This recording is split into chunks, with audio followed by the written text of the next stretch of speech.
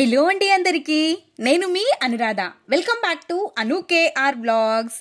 ఈరోజు మన ఛానల్లో రెసిపీ వచ్చేసి స్వీట్ పూరి రెసిపీని చూపించబోతున్నాను. చాలా చాలా కమ్మగా ఉంటాయి, చేసుకోవడం కూడా చాలా చాలా సులువు, చాలా మెత్తగా ఉంటాయి. తిన్న కొద్దీ తినాలనిపించే రెసిపీ, నోట్లో పెట్టుకుంటే కరిగిపోతుంది. మరి అంత టేస్టీగా ఉంటుంది, అంత మెత్తగా కూడా ఉంటుంది. తప్పకుండా ట్రై చేయండి. ఇంకా ప్రాసెస్ చూసేద్దామా? ఒక గిన్నె తీసేసుకొని అందులోకి 1 కప్పు వరకు గోధుమ పిండిని వేసుకుంటున్నాను. రుచికి సరిపడ ఉప్పుని వేసి కొద్దిగా వాటర్ని వేసుకుంటూ పిండిని సాఫ్ట్గా కలుపుకొని తీసుకోవాలి. మీరు ఈ రెసిపీని మైదాతో కూడా ప్రిపేర్ చేసుకోవచ్చు. హెల్దీగా చేయడం కోసం నేను ఇక్కడ గోధుమ పిండితోనే ఈ రెసిపీని చేస్తున్నాను. ఈ విధంగా కొంచెం మెత్తగానే ఉండాలి పిండి, అప్పుడే మనకి పర్ఫెక్ట్గా వస్తాయి. వీటిని హల్వా పూరి, స్వీట్ పూరి అని కూడా అంటారు. ఈ విధంగా మెత్తగా ఉన్నప్పుడు ఈ పిండిని ఒక 10 నిమిషాల పాటు పక్కనుంచుకోవాలి. ఆలోపు ఇందులోకి స్టఫింగ్ని ప్రిపేర్ చేసుకుందాం. స్టవ్ పైకి ఒక గిన్నెని పెట్టేసుకొని 1 స్పూన్ వరకు నెయ్యిని యాడ్ చేసుకోవాలి. 1 కప్పు వరకు ఉప్మా రవ్వ, సూజీ అంటూ ఉంటారు కదా, ఆ రవ్వని యాడ్ చేసుకొని లైట్గా ఫ్రై అవ్వనివ్వాలి.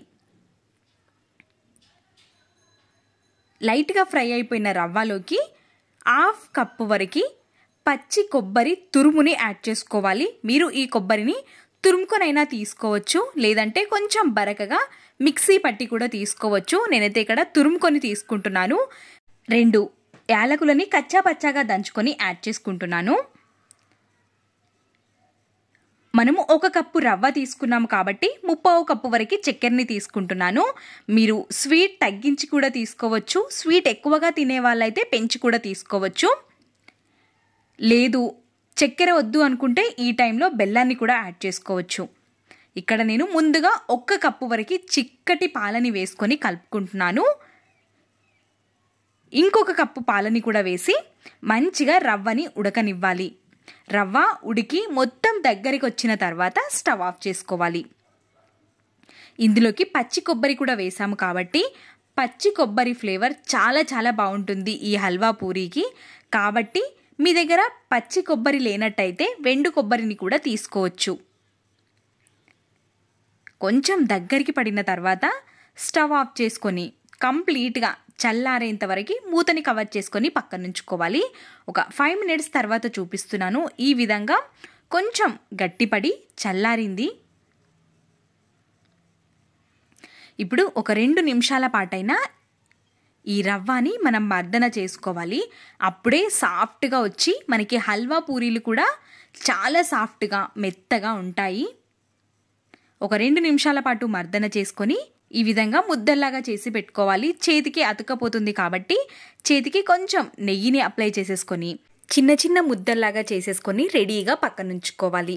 ముద్దల్లాగా చేసుకున్న వీటిపైకి తడి క్లాత్ కానీ లేదంటే మూతని కవర్ చేసి పక్కనుంచుకోవాలి. అప్పుడే గట్టి పడకుండా ఉంటాయి. ఇప్పుడు పిండి కూడా సెట్ అయిపోయి ఉంటుంది. చేతికి కొంచెం నెయ్యిని అప్లై చేసేసుకొని పిండిని ఇంకొద్దిసేపటి వరకు మర్దన చేసుకోవాలి. పిండి ఎంత సాఫ్ట్గా ఉంటే మనకి ఈ రెసిపీ అనేది అంత మెత్తగా ఉంటుందని గుర్తుంచుకోండి.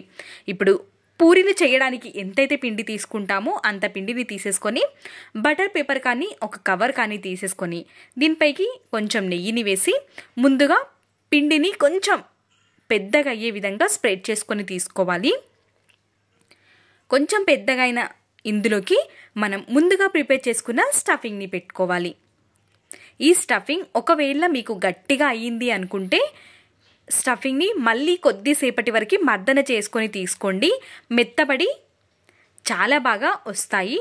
ఈ విధంగా ఫోల్డ్ చేసేసుకొని ఎక్స్ట్రా పిండిని తీసేసి కవర్ పైకి పెట్టేసి కొంచెం నెయ్యిని కానీ నూనెని కానీ చేతికి అప్లై చేసేసుకొని నెమ్మదిగా ప్రెస్ చేసుకొని తీసుకోవాలి. గట్టిగా ప్రెస్ చేసుకున్నామంటే మనం ఆయిల్లో వేసినప్పుడు పొంగకుండా ఉంటాయి. కాబట్టి నెమ్మదిగా ప్రెస్ చేసుకొని తీసుకోవాలి.